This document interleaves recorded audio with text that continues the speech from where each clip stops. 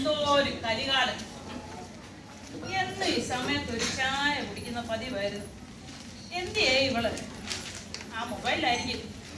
ആ കുന്ത്രാണ്ട എന്ന് വന്നോ അന്ന് മുതൽ എന്നെ പോലുള്ള ഭർത്താക്കന്മാരുടെ കാര്യം അതോ ഗതി. ഏലിക്കുട്ടിയെ, എടി ഏലിക്കുട്ടി,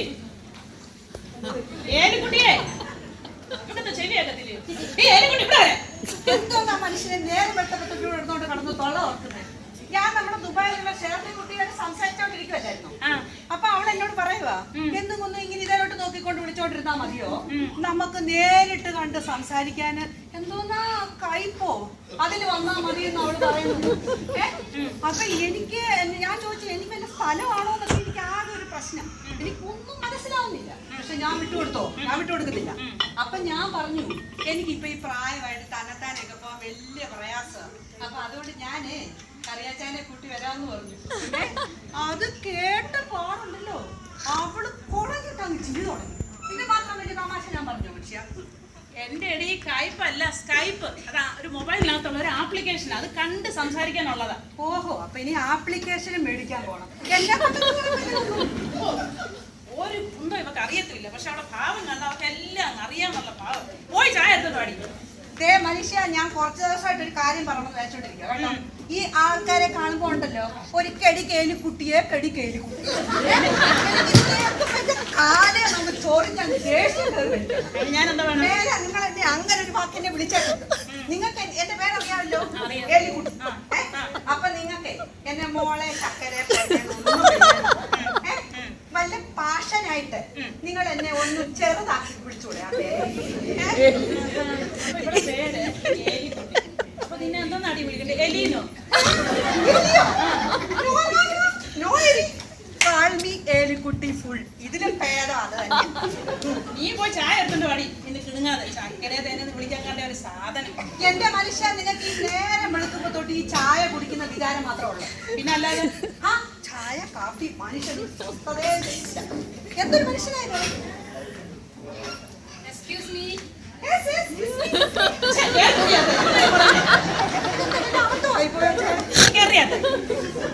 പോകാൻ പറ്റും. ഞാനൊരു കാര്യം പറയാൻ വന്നതാ. ഇതാണ് നമ്മുടെ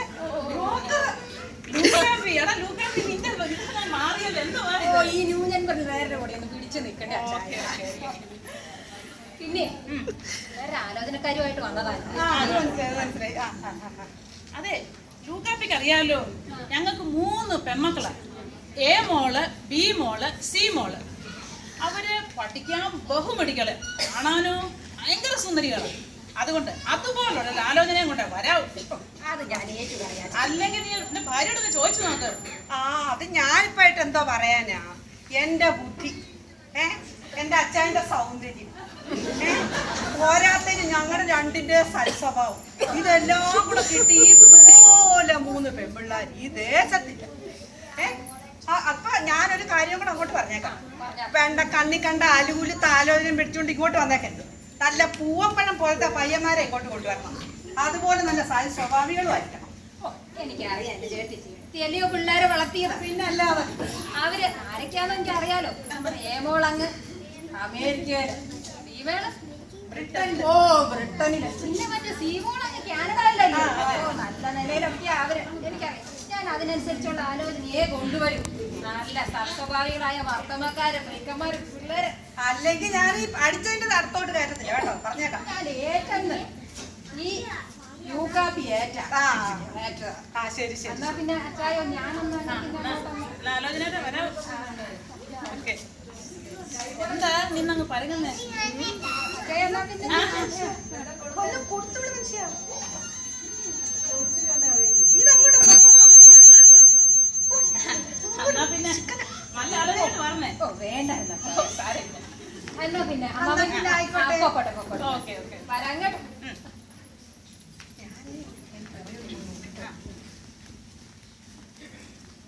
ഇപ്പഴാ ഞാനൊരു കാര്യം ഓർത്തത്. എന്താ വഴി?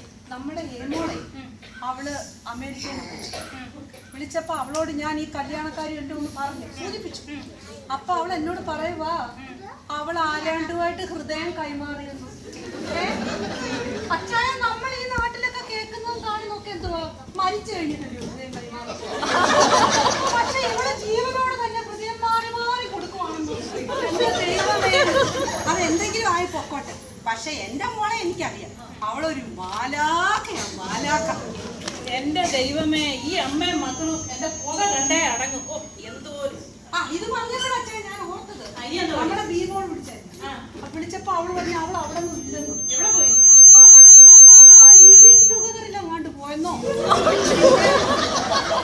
പിന്നെ ഡേറ്റിംഗ് എങ്ങാണ്ട് പറഞ്ഞു. അന്ന് ഇങ്ങോട്ട് വരുന്ന ഡേറ്റിംഗ് ആയിരിക്കും.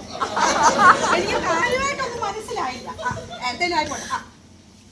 ദൈവമേ, എന്റെ ഏക പ്രതീക്ഷ എന്റെ ഇളയ സീമോള. ഏത് നിലയിലായിരിക്കോ എന്റെ ആ കൊച്ചിന്. എന്തേലും ആയിക്കോട്ടെ. നീ പോയി ചായ എടുത്തോട്ടോ. ചായ എടുത്തോട്ടെ. ഏത് നേരം ചായ ചായ. എന്റെ കർത്താവേ, എടി മക്കളെ വളർത്തുമ്പോ ചൊല്ലും ചോറും കൊടുത്ത് വളർത്തണം. എന്റെ ഒരു അമ്മയാണെങ്കിൽ അമ്മയുടെ കടമയാണ് മുട്ടുമ്മ ഇരുന്ന് കരഞ്ഞ് പ്രാർത്ഥിക്കണം പിള്ളേർക്കും വേണ്ടി. അങ്ങനെ കരഞ്ഞ് പ്രാർത്ഥിക്കുന്നതോടെ അമ്മയുടെ പിള്ളേർ ഒരിക്കലും നഷ്ടപ്പെട്ടു പോകത്തില്ല. ഇപ്പൊ വന്ന് വന്ന് കുറ്റം എല്ലാം കൂടെ എന്റെ തലയെ കൊണ്ടിട്ടു. ഞാൻ എന്തോന്ന് ചെയ്തില്ലെന്നാ നിങ്ങൾ പറയുന്നത്? അവര് കൊച്ചായിരുന്നപ്പോ ഞാൻ അവരെ സൺഡേ സ്കൂളിൽ കൊണ്ടുവരും. അത് കഴിഞ്ഞ് കുറച്ചും കൂടെ വലുതായപ്പോ ഞാൻ അവരെ യൂണിവേഴ്സിറ്റിക്ക് കൊണ്ടുവരും. അന്നേരം ഞാൻ പോയി സേവ്യ സംഘത്തിൽ ഇരിക്കുവായിരുന്നു. എന്നിട്ട് നല്ല ഒന്നാന്തര സ്വഭാവ ശുദ്ധിയുള്ള പിള്ളേരായിട്ട് വളർത്തി ഞാൻ അങ്ങോട്ട് കൊണ്ടുവിട്ടു. എന്നിട്ട് നിങ്ങൾ എന്നെ കുറ്റം പറയുന്നു. ഇന്ന് രാവിലെ ഷേർലിക്കുട്ടി വിളിച്ചപ്പോഴും ഇതേമാതിരി കുറെ കുറ്റം എന്റെ തലയിലോട്ട് കൊണ്ടുവച്ചു. നിങ്ങൾക്കറിയണോ എന്തുവാണെന്ന്? അവൾ എന്നോട് പറയുവാ ഞാൻ ഈ ലോകത്ത് ജീവിക്കാൻ കൊള്ളാത്തവളാണെന്ന്, അർഹതയില്ലെന്ന്. കാരണം എന്താ നിങ്ങൾക്കറിയാമോ? ഇല്ല. എനിക്ക് എന്തോന്നാ വാട്ട്കപ്പോ അതറിയത്തില്ല, പിന്നെ ഫേസ്ബുക്ക്, ഇത് രണ്ടൊന്നും എനിക്കറിയത്തില്ല. അതുകൊണ്ട് എനിക്ക് ഈ ലോകത്ത് ജീവിക്കാൻ ഒരു അർഹതയില്ലെന്ന് അവര് പറയുന്നത്. എന്റെ ദൈവമേ, ഞാൻ ഇത്രയും വിവരം കേട്ടോളായി പോയി. ഒരു കാര്യം ഞാൻ പറഞ്ഞേക്കാം. ഇന്ന് തന്നെ എന്റെ 3 മക്കളെ ഇവിടെ വിളിച്ചു വരുത്തണം. നോക്കാം. നീ പോയി ചായ എടുക്കോ. അതെ, നിങ്ങൾക്കറിയാമോ ഇവളെങ്ങനെ ഈ പിള്ളേരെ വളർത്തിയെന്ന്? അറിയത്തില്ലല്ലോ. ഇപ്പൊ ഒന്ന് കണ്ടു നോക്കാം. ഏലിക്കുട്ടിയുടെ പഴയകാല പ്രാർത്ഥനാ ജീവിതത്തിലേക്ക് നമുക്കൊന്ന് പോകാം.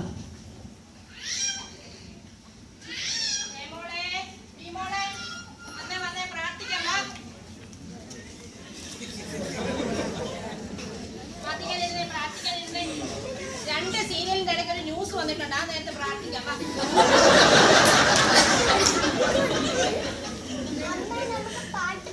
പാട്ടൊന്നും പാടണ്ട. സങ്കീർത്തനാകുമ്പോ പാട്ടുമുണ്ട്, പ്രാർത്ഥനയുണ്ട്. 3 പേരെ കണ്ണടച്ചിരുന്നു. തുറക്കല്ലേ? ഞാൻ പറയുന്നത് ഏറ്റു പറഞ്ഞാൽ മതി. യഹോവ എന്റെ ഇടയനാകുന്നു, എനിക്ക് ഉണ്ടാകയില്ല. കുരുത്ത് കിടക്കുക. സ്കൂളിൽ നിന്ന് വന്നു നോക്കത്തില്ല. മുടി ചെയ്യണോ ഞാൻ കേൾക്കത്തില്ല. പച്ചയായ പുൽപ്പുറങ്ങളിൽ അവൻ എന്നെ കിടത്തുന്നു. സ്വസ്ഥതയുള്ള വെള്ളത്തിന്റെ കാര്യം പറഞ്ഞപ്പോഴാ മഴ പെയ്യുമെന്ന് തോന്നുന്നു. ദൈവമേ, കുറെ തുണി വെളി കിടക്കുന്നു, വിറവ് വെട്ടിക്കറി കിടക്കുന്നു. അതവിടെ പ്രശ്നമായല്ലോ. ഇനി പെട്ടെന്ന് മോളെ, മീൻ അടുപ്പത്ത് കിടക്കുന്നു, തീ കൂടാന്ന് നോക്കിട്ട് വന്നേ. എന്റെ പ്രാണനെ അവൻ തണുപ്പിക്കുന്നു. എന്നാ വന്നിരിക്കെ. കോഴിക്കോട് അടച്ചോന്നോ എന്തോ. അവൻ തണുപ്പിക്കുന്നു. തിരുനാമം നിമിത്തം. റോസമ്മയോ? അയ്യോ, കുടുംബ പ്രാർത്ഥനയാണ്. എന്നാ ഞാൻ പോയിട്ട് പിന്നെ വരാം. ഈ വേദോത്സവം പാഠോത്സവം ഒക്കെ ഇവിടെ എന്നും ഉണ്ട്. നീ വല്ലപ്പോഴും അല്ല വരത്തുള്ളൂ.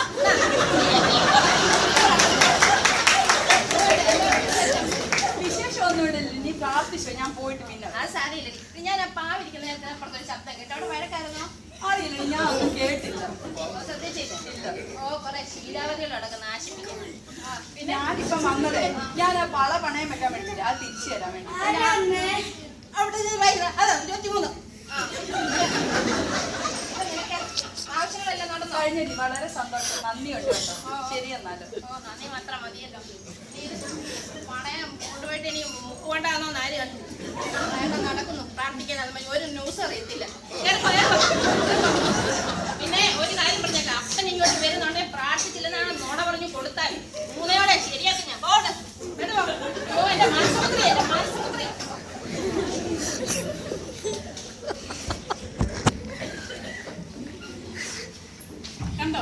കണ്ടില്ലേ ഇവിടെ വളർത്തും പ്രാർത്ഥനയൊക്കെ, ഇതാണ് ഇവിടെ ജീവിതം.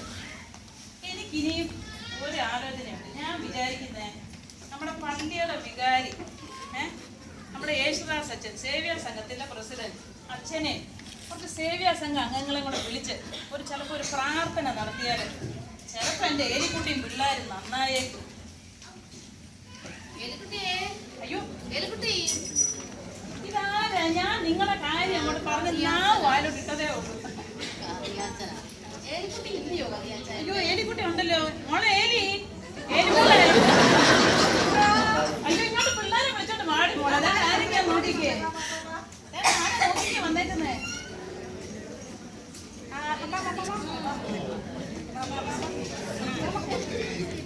എന്റെ മക്കളെല്ലാം എത്തി.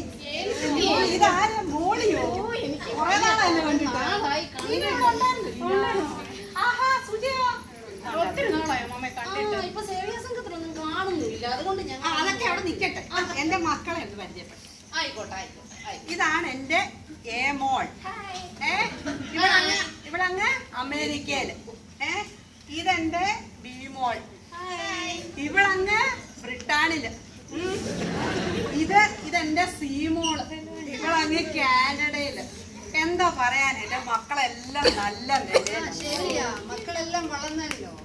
ഇനിയിപ്പോൾ എന്തിനാ പ്രാർത്ഥനയും ഒക്കെ അല്ലേ? എന്നാര് പറഞ്ഞു ഞാൻ പ്രാർത്ഥിക്കുന്നില്ലെന്ന്? ഇവിടെ വേദോസ്തമുണ്ട്, ഇവിടെ പാട്ടുസ്തമുണ്ട്. ഞാൻ ഇവിടെ തന്നെ ഇരുന്ന് പ്രാർത്ഥിക്കുന്നുണ്ട്. നിങ്ങളോട് ആര് പറഞ്ഞു ഞാൻ പ്രാർത്ഥിക്കുന്നില്ലെന്ന്? ചേടാ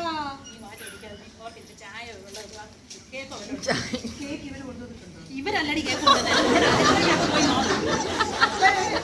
അപ്പൊ ചായ എടുക്കട്ടെ? വേണ്ട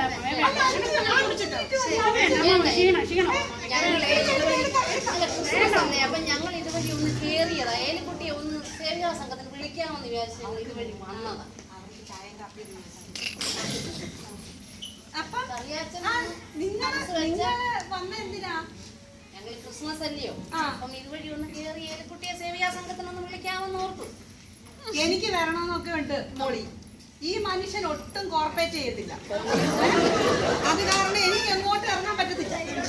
എന്റെ കൊച്ചുങ്ങൾ ചെറുതായിരുന്ന സമയത്ത് ഞാൻ അവരെ സൺഡേ സ്കൂളിൽ കൊണ്ടുപോയിരുന്നു. എനിക്ക് വലിയ ഉത്സാഹമായിരുന്നു. എന്നിട്ട് എന്റെ പിള്ളേർ വലുതായപ്പോ ഞാൻ അവരെ യൂണിവേഴ്സിറ്റി ആ കൂടെ ഞാൻ സേവ്യ സംഘത്തിന് പോവായിരുന്നു.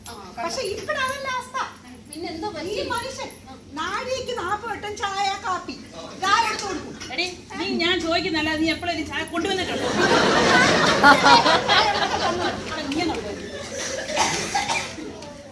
കേട്ടോ? അപ്പൊ പിന്നെ മോളിക്ക് കേൾക്കണം, ഇതൊന്നും പോരാഞ്ഞിട്ട് പശു, ആട്, കോഴി ഇതിനെല്ലാം കൂടെ ചേർന്ന് ഒരു എലിക്കുട്ടി എങ്ങനെ ഇവിടുത്തെ പണി നടക്കും? അമ്മാവ ഒന്ന് ക്ഷീണിച്ചു പോയി, ഒത്തിരി ജോലിയുണ്ടല്ലേ? അയ്യോ പിന്നെ ഒന്നും വേലക്കാരെയൊക്കെ നിർത്തണോ അമ്മാവ? എല്ലാം സമ്പാദിച്ച് എന്തോ എടുക്കാനാ? ഇത് ഞാൻ വിഷയത്തില് സേവ്യസംഘത്തിന്റെ കാര്യങ്ങളൊക്കെ പറയുന്നത്. നീ ഇവരുടെ കൂടെ ഒന്ന് പോകും, ഇവരുടെ കൂടെ പോയി അച്ഛന്റെ പ്രസംഗമൊക്കെ ഒന്ന് കാണാൻ കേൾക്കൊക്കെ ചെയ്യും. അത് നിങ്ങൾ ഇങ്ങനോടൊന്ന് പറയുന്നത് കോർപ്പറേറ്റ് ചെയ്യാം. ഏലിക്കുട്ടി കറിയാച്ച ഇപ്പൊ ആണെങ്കിൽ ഉണ്ടല്ലോ സേവ്യ സംഘത്തിൽ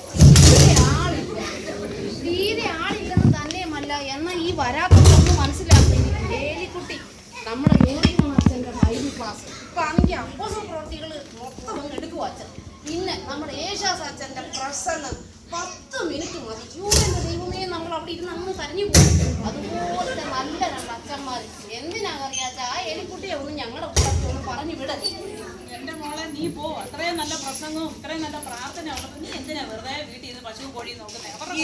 എനിക്ക് നിങ്ങളെ വിശ്വാസമില്ല. ഈ മനുഷ്യരെ കാണുമ്പോ ഇങ്ങനെ ഓരോന്നൊക്കെ പറയും കേട്ടോ. ഇങ്ങനെയുള്ള സ്വഭാവവും. എടി അങ്ങനല്ല, ഞാനിതിപ്പോ ആത്മാർത്ഥമായിട്ട് പറയുവാ. ആണോ? നീ പൊക്കോ, നീ ഇവിടെ പോ. ലൗകിക വളർച്ചയൊന്നുമല്ല, ആത്മീയ വളർച്ച നമുക്ക് വേണം. അതിനെ കൂട്ടായ്മയ്ക്ക് പോകണം. കൂട്ടായ്മ വീട്ടിൽ ഇരുന്ന കൂട്ടായ്മ കിട്ടത്തില്ല. അതിന് സേവ്യാസംഘം മീറ്റിങ്ങിന് ക്ലാസ്സിനും ഒക്കെ പോകണം. അവിടെ നമ്മൾ ദൈവവചനമൊക്കെ പഠിക്കും. അപ്പൊ കൂടുതൽ നമ്മുടെ പ്രതിസന്ധി ഉണ്ടാകുമ്പോൾ നമുക്ക് ദൈവകൃപ കിട്ടാനായിട്ടാണ് അതിനൊക്കെ പോകുന്നത്. അപ്പൊ അമ്മ നാളെ മുതൽ വരണം. ഇത് ഞാൻ സമ്മതിക്കുകയാണെങ്കിൽ എനിക്ക് വരുന്നുണ്ടോ? പൊക്കോ മോളെ പൊക്കോ, ഞാൻ സമ്മതിച്ചു. നീ പൊക്കോ. എന്നാ ശരി. കറിയാച്ച കുഞ്ഞുങ്ങളും ഒക്കെ വന്നതല്ലേ, അവരവധി വന്നതല്ലേ. നിങ്ങൾ അമ്മയും കുട്ടി ഒന്ന് വാ, ഒരു ദിവസം വന്ന് നോക്ക്. അപ്പം ഏരിയ മനസ്സിലാവും എന്താ പ്രാർത്ഥന എന്നുള്ളത്. ഞങ്ങൾ അല്ല എന്തായാലും ഇവരെ അങ്ങനെയൊക്കെ പ്രതീക്ഷിക്കണ്ടേ, ഇവരിപ്പൊ ലീവ് കഴിഞ്ഞ് പോകും. തന്നെ വരാം.